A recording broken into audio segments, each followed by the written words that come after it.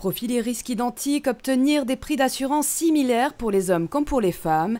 Telle est la nouvelle réglementation qui a été édictée le 21 décembre 2012 et qui interdit aux compagnies d'assurance de tarifer en fonction du sexe. 12 mois plus tard, le bilan sur cette égalité tarifaire est mitigé. Si on regarde sur les comparateurs, quand on fait un profil homme, femme, toutes choses égales par ailleurs, on trouve bien des tarifs identiques. Donc ça, a priori, c'est bien pris en compte.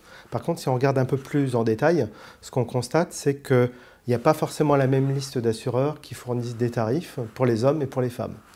Donc ça, rien n'empêche dans la loi de faire cette pratique-là, mais il y a un petit biais. Vous pouvez toujours introduire des règles de souscription qui font que vous pouvez souscrire soit des hommes, soit des femmes. Les assureurs feraient donc de la rétention de tarifs pour éviter de montrer qu'ils ne pratiquent pas encore l'égalité.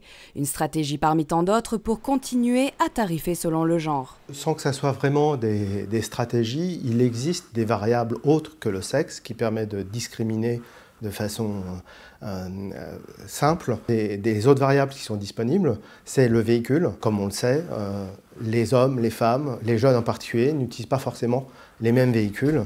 Et par là, on peut retranscrire donc des comportements différents. Car en effet, considérer le sexe et les risques qui y sont associés permet aux assureurs de tarifer en fonction de ce que leur coûte un assuré ou une assurée pour ne simplement pas perdre d'argent.